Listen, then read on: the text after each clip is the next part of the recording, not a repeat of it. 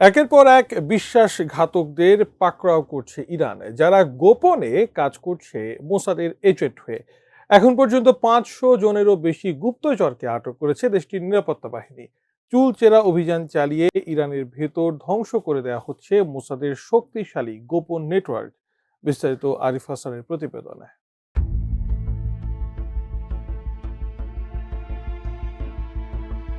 বিশ্বজুড়ে invisible hand বা অদৃশ্য শক্তি হিসেবে পরিচিত ইসরায়েলের গোয়েন্দা সংস্থা মোসাদ গুপ্ত হত্যা এবং মিশনের জন্য কুখ্যাত এই সংস্থা। তবে মোসাদের কার্যক্রম সবচেয়ে বেশি সক্রিয় ইরানে। সাম্প্রতিক যুদ্ধ এবং এর আগের একাধিক হামলা এবং দেশটির সামরিক কর্মকর্তা ও রাজনৈতিক ব্যক্তিদের নির্ভুল টার্গেট করে হত্যা করাই তার স্পষ্ট উদাহরণ। ভালো করে খেয়াল করলে দেখা যায়, ইসরায়েল যতগুলো অভিযান পরিচালনা করেছে তার অধিকাংশই ছিল সফল, এবং অভিযানগুলো পরিচালনার পরপরই অনেক আত্মবিশ্বাসের সাথে নিহতের দাবি করে দেশটি, যার প্রত্যেকটি দাবি পরে সত্য হয়েছে। গত 28 ফেব্রুয়ারি থেকে শুরু হওয়া যুদ্ধে Ayatollah Ali Khamenei, Ali Larijani সহ 50 থেকে 60 জন উচ্চপদস্থ রাজনৈতিক ও সামরিক নেতাদের হত্যা করে ইসরায়েল। সব মিলিয়ে কয়েক হাজার সামরিক সদস্য ও কর্মকর্তাকে হত্যা করে নেতানিয়াহুর বাহিনী। গত 2 মাসে ইরান তার চেইন অফ কমান্ডের প্রায় 80% নেতৃত্বকে হারিয়েছে ইসরায়েলের হামলায়, যারা সবাই ছিল নির্ভুল টার্গেট। অভিযোগ রয়েছে এসব অভিযান পরিচালনায় সহায়তা করেছে ইরানের ভেতর লুকিয়ে থাকা মোসাদের এজেন্টরা।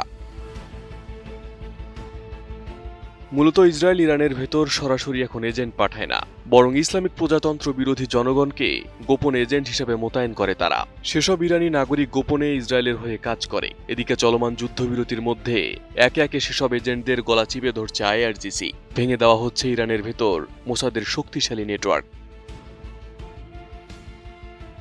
গত মাসের শেষভাগ থেকে এপ্রিলের শুরু পর্যন্ত পৃথক অভিযানে প্রায় 85 থেকে 97 জনকে আটক করেছে ইরানের নিরাপত্তা বাহিনী। ইরানের গোয়েন্দা সংস্থাগুলোর দাবি, আটক ব্যক্তিরা ইসরায়েল সহ বিভিন্ন শত্রু দেশের সঙ্গে গোপনে যোগাযোগে জড়িত ছিল।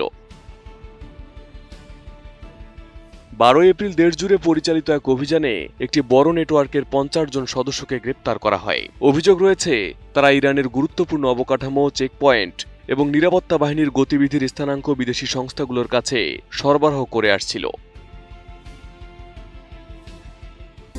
দেশের মানুষকে প্রতিদিন সুরক্ষিত রাখার প্রত্যয় নিয়ে এলো সেফ রাউন্ড সুইচ।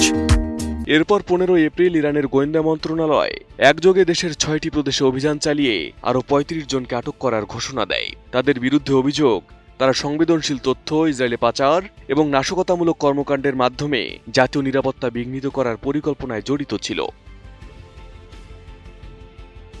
সবশেষে 16 এপ্রিল ইরানের উত্তরাঞ্চলীয় গিলান প্রদেশ থেকে 4 জন সন্দেহভাজন মোসাদ এজেন্টকে আটক করে আইআরজিসি। অভিযোগ অনুযায়ী তারা ইন্টারনেটের মাধ্যমে মোসাদ কর্মকর্তাদের কাছে ইরানের গুরুত্বপূর্ণ সামরিক ও নিরাপত্তা স্থাপনার ছবি ও অবস্থান সংক্রান্ত তথ্য পাঠাচ্ছিল।